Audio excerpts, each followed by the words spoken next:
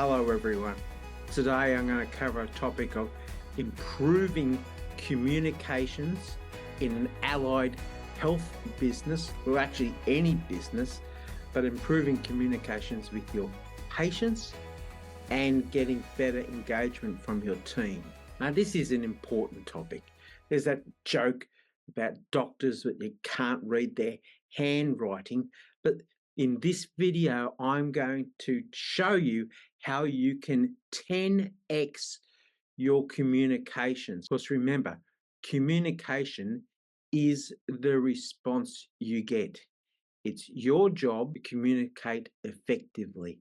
So stick around because I'm going to teach you how to 10x it, and it's going to make a massive difference. So when it's less than best, your patients' satisfaction from your service and their comprehension of what you're trying to help them with goes through the floor. And your team, they just get confused. And when you're confused, you lose. So the productivity of your team diminishes. Other barriers are medical jargon, language, and just emotional stress of the environment that your business operates in. I want to share a story. It's often that we don't look outside of our own industry to look at ways to do business better. And here's an example of the diving industry. So can you imagine a diving business that's communications weren't spot on, and the consequences, communications not being spot on. So underwater, the instructor and the students, the way they communicate, they'll, oops, we understand what that means. On the surface, communicating where the divers are going to surface. Imagine if the boat's miles away, if not left. But I just think when we look outside of our industry, we can understand that it's important, and it's not just in a diving environment. It's important in your business too. And when we look at other industries, we can learn so much about how to improve our communications. So let's dive into it. We'll start with team. So how do we improve our communications with our team first? Then we'll talk about your patients, and then I'm going to tie it all together for you with something that you may not have known. So stick around, don't leave just yet. So with your team, the way best to communicate, or one of the things that you can do to improve your communications, is debrief a situation. Learn from how the communication was received. We often, nearly 100% of the time, do not debrief. Secondly, have really clear roles so that everybody knows what they have to do. Now, what's that got to do with communication? Well, when I know what I'm expected to do, when I receive your messages, I get a greater understanding. And thirdly, have an open culture where two-way communication is not just something that we think we practice, that you actually do have a culture that encourages back and forth communication to you. And with your patients, the first thing, active listening. When you went to medical school or university, were you taught about active listening?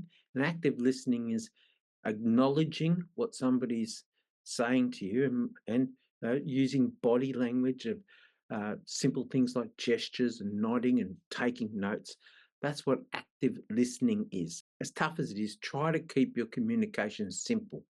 Think about you're always talking to an 8-year-old.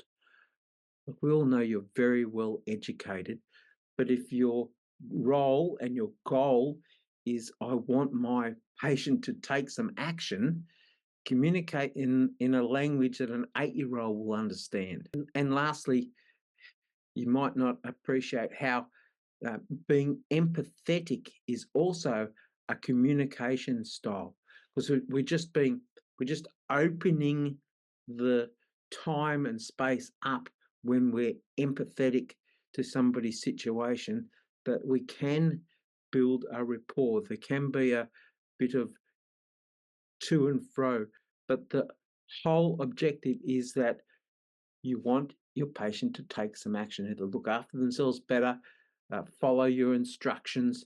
And the best way that that's going to happen is if your communication is being received. There's 3 styles of learning, and you can apply these 3 styles to both your team and your clients. And number 1 is visually, using visual cues as a way to communicate. 40% of the population are visual learners. So are you using visual cues, cards, slides in your communication? Number 2, audio. We all know this one, but you might not have known that only 20% of the population learn through audio. We spend most of our time in audio. And number 3, kinesthetic. This is what most people are missing. 40% of the population learn kinesthetic. Now, that's the touching, the doing activities as a way of learning. I don't know if you appreciate it, but 40%. Now, how are you going to know what someone's preferred learning style is? Well, the answer is you don't. So make sure you include all 3, visual, audio, and kinesthetic.